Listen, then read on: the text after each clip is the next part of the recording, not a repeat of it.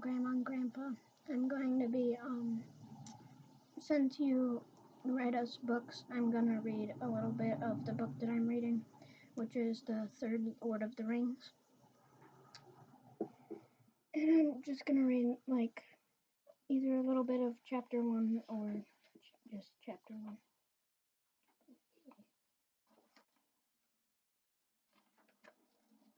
Chapter 1, Minas Tirith. Pippin looked out of the shelter of Gandalf's cloak. He wondered if he was awake or still sleeping, still in the swift-moving dream in which he had been wrapped so long since the great ride had begun. The dark world was rushed by, and wind sang loudly in his ears.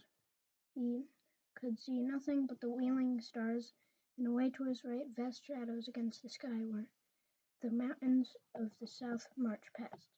Sleepily, he tried to reckon the times and stages of their journey, but his memory was drowsy and uncertain. There had been the first ride at terrible speed without a halt, and then in the dawn he had seen a pale gleam of gold, and they had come to the silent town and the great empty house on the hill. And hardly had they reached its shelter when the winged shadow passed over once again, and the men wilted with fear. But Gandalf had spoken soft words to him, and he had slept in a corner, tired but uneasy, dimly aware of comings and goings, and of men talking and Gandalf giving orders. And then again riding in the night. This was the third night since he had looked in the stone. And with that hideous memory he woke fully and shivered, and the noise of wind became filled with menacing voices.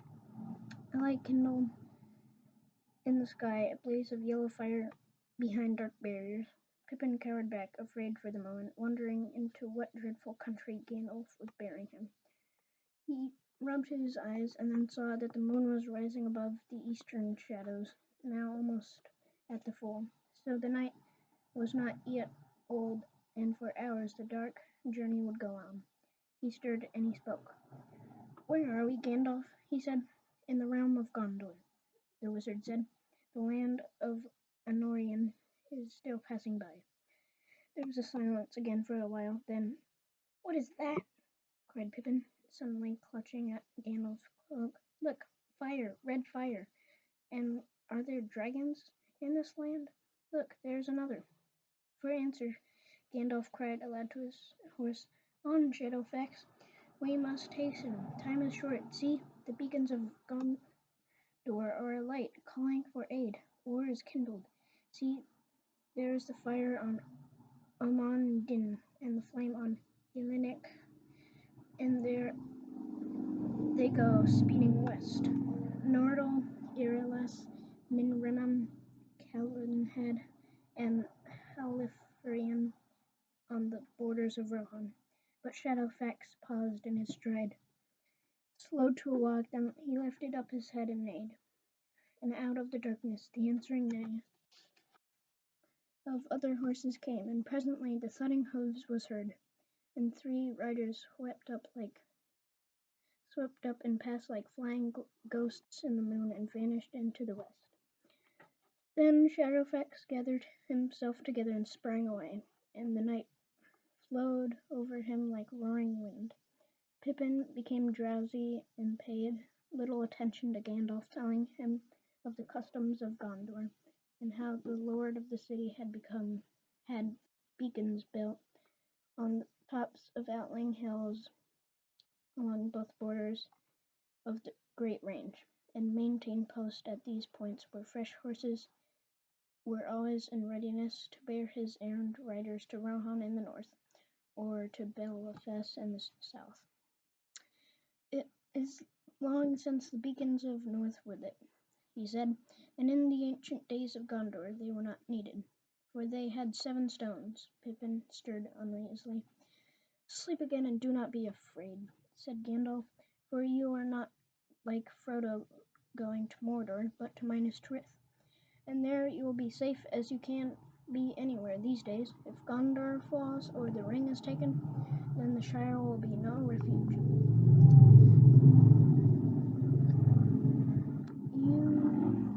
comfort me," said Pippin. But nonetheless sleep crept over him.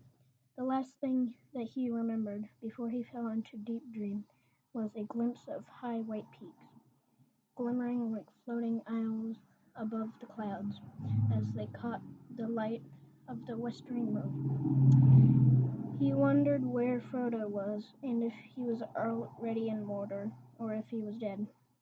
And he did not know that Frodo from far away looked on at the same moon that had set behind Gondor ere the coming of the day. Pippin woke at the sound of voices. Another day of hiding and a night of journey had fleeted by. It was twilight. The cold dawn was at hand again, but chill grey mists were about them. Shadowfax stood steaming with sweat, but held his neck proudly and showed no sign of weariness. Many tall men, heavily cloaked, stood beside him, and behind them in the midst loomed a wall of stone, partly ruinous it seemed, but already before the night was past, the sound of hurried labor could be heard, beat of hammers, clink of trowels, and the creak of wheels. Torches and flares glowed dully here and there in the fog. Gandalf was speaking to the men that barred his way, and as he listened, Pippin became aware that he himself was being discussed. We know you, Mithrandr," said the leader of men, "and you know the passwords of the 7 gates, and are free to go forward. But we do not know your companion. What is he, a dwarf out of the mountains in the north? We wish for no strangers in the land at this time, unless they be mighty warriors of arms, and in whose faith and help we can trust. I will vouch for him before the seat of Denethor, and as for valor, they cannot be computed by stature. He has passed through more battles and perils than you have, Ingold, though you may be twice his height, and he comes now from the storming of Isengard, of which we bear tidings, and great weariness is on him, or I would wake him. His name is Peregrine, a very violent man." "Man?" said Ingold dubiously, and the others laughed. "Man?" cried Pippin, now thoroughly roused. "Man, indeed not. I am a hobbit, and no more valiant than I am a man, save perhaps now and again by necessity. Do not let Gandalf deceive you." "Many a doer of great deeds might say no more," said Ingold. "But what is a hobbit?" "A halfling," answered Gandalf. "Nay, not the one that was spoken of," he added, seeing the wonder in the men's faces, "but he, yet one of his kindred." "Yes, he was one who journeyed with him," said Pippin, "and Boromir of your city was with us, and he saved me from the snows of the north, and at the last he was slain defending me from many foes." "Peace," said Gandalf. "The news of that grief should have been told first to the father." "It has been guessed already," said Ingold, "for there have been many strange portents here. But pass on now quickly, for the Lord of Minas Tirith will be eager to see any that bear the latest tidings of his son, be he man or hobbit," said Pippin. "Little service can I offer to your lord, but what I can do, I will do, remembering Boromir the Brave." "Very well," said Ingold, and the men made way for Shadowfax, and he passed through the narrow gate in the wall. "May you bring good counsel to Denethor and his need, and to us all, Mithrandr," Ingold cried. "But you come with tidings of grief and danger, as is your wont, they say." Because I come seldom, but when my help is needed," answered Gandalf. "And as for counsel to you, I would say that you are overlate in repairing for the wall of Pelennor. Courage will now be your best defense against the storm that is at hand. That and such hope as I bring, for not All tidings bring evil, bring evil. But leave your trowels and sharpen your swords.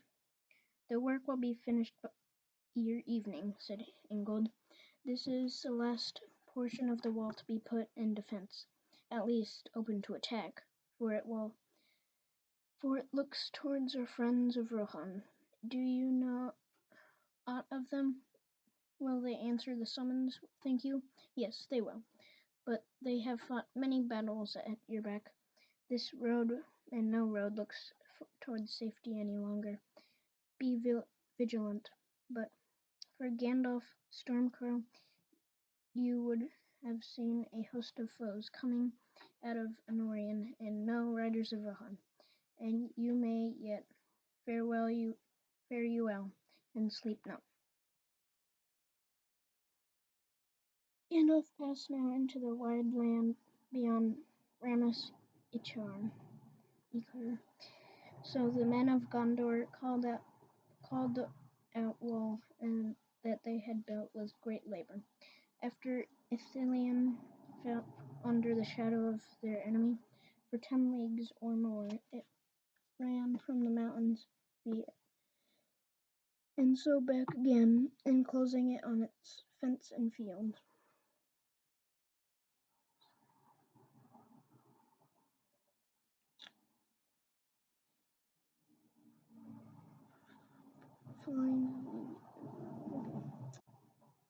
Of Pelennor, fair and fertile towns on the long slopes and terraces falling to the deep levels of Anduin, and its furthest point from the great gate of the city.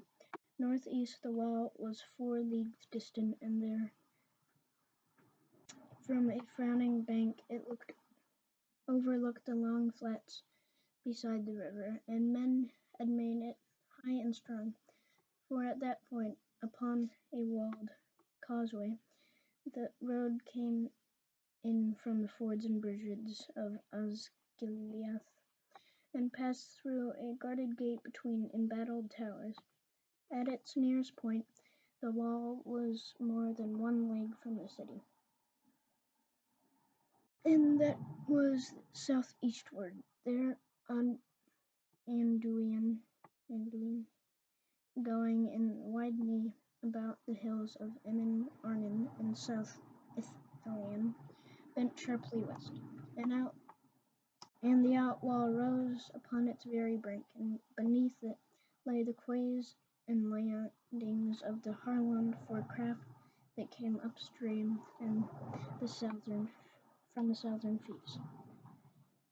The townlands were rich with wide tilth and many orchards, and homesteads there were the Oast and Garner, Fold and Byre, and many rills rippling through the green from the highlands down to Anduin. Yet the herdsmen and husbandmen that dwelt there were not many, and the most part of the people of Gondor lived in 7 circles of the city, or in the high vales of the mountain borders in Lost Sarnock. For further south in the fair Lebanon, with its 5 swift streams, there dwelt a hardy folk beneath the mountains and the sea. They were reckoned men of Gondor, yet their blood was mingled, and they were short and swarthy folk among them, whose sires came more from forgotten men who housed in the shadow of the hills in the dark years ere the coming of the kings. But beyond, in the great fief of Belfalas, dwelt Prince Imrahil in his castle of Dol Amroth by the sea, and he was of high blood, and his folk also, tall men and proud, with sea grey eyes. Now, after Gandalf had ridden for some time, the light of the day grew in the sky, and Pippin roused himself and looked up. To his left lay a sea of mist, rising to a bleak shadow in the east, but to his right great mountains reared their heads, raging from the west to a steep and sudden end, as if in the making of the land the river had burst through a great barrier, carving out a mighty valley to be land of battle and debate and sometimes to come. And there were the white mountains of Erad Nimrath came to their end, he saw, as Gandalf had promised, the dark mass of Mount Mindolian, the deep purple shadows of its high glens, and its tall face whitening in the rising day. And upon its outthrust knee was the guarded city, with its 7 walls of stone, so strong and old that it seemed to have not builded but carven by giants out of the bone of the earth. Even as Pippin gazed in wonder, the walls passed from looming gray to white, blushing faintly in the dawn, and suddenly the sun climbed over the eastern shadow and set forth in a shaft that smote the face of the city. Then Pippin cried aloud, for the tower of Ixalan stand high within the topmost wall, shone out against the sky, glimmering like a spike of pearl and silver. Tall and fair and shapely, and its pinnacle glittered as if it were wrought of crystals, and white banners broke and fluttered around from the battlements in the morning breeze, and high and far he heard a clear ringing as of silver trumpets. So Gandalf and Peregrine rode to the great gate of the men of Gondor of the rising sun, and in its iron doors rolled back before them. Mithrandir, Mithrandir, men cried. Now we know that the storm is indeed nigh. It is upon you, said Gandalf. I have ridden on its wings. Let me pass. I must come to your Lord Denethor while his stewardship lasts. Whatever betide, you have come back to the end of Gondor that you have known. Let me pass. Then men fell back before the command of his voice and questioned him no further, though they gazed in wonder at the hobbit that sat before him on the horse that he bore. For the people of the city used horses very little, and they were seldom seen in their streets, save only those ridden by the errand riders of their lord. And they said, surely that is one of the great steeds of King Rohan. Many the Rohirrim will come soon to strengthen us. But Shadowfax walked proudly along the winding road. For the fashion of Minas Tirith was such that it was built on 7 levels, each delved into the hill, and about each was set a wall, and in each wall was a gate, but the gates were not set in a line. The great gate in the city wall was at the east point of the circuit, but the next faced half south, and the third half north, and so to and fro upwards, so that the paved way had come towards the citadel, turned first this way, and then that across the face of the hill. And each time that it passed the line of the great gate, it went through an arched tunnel, piercing a vast pier of rock whose huge outthrust bulk divided in 2 circles of the city save the first. For partly in the primeval shaping of the hill, partly by the mighty craft of labor of old, there stood up from the rear of the wide court behind the gate a towering bastion of stone, its edge sharp as a ship keel facing east. Up it rose, even to the level of the topmost circle, and there was crowned by a battlement, so that those in the citadel might, like mariners in a mountainous ship, look from its peak, sheer down upon the gate 700 feet below. The entrance to the citadel also looked eastward, but was delved in the heart of the rock. Thence a long lamp-lit slope ran up the seventh gate. Thus men reached at last the high court, and the place of the fountain before the feet of the White Tower, the tall and shapely 50 fathoms from its base to the pinnacle where the banner of the Stuarts floated 1,000 feet above the plain.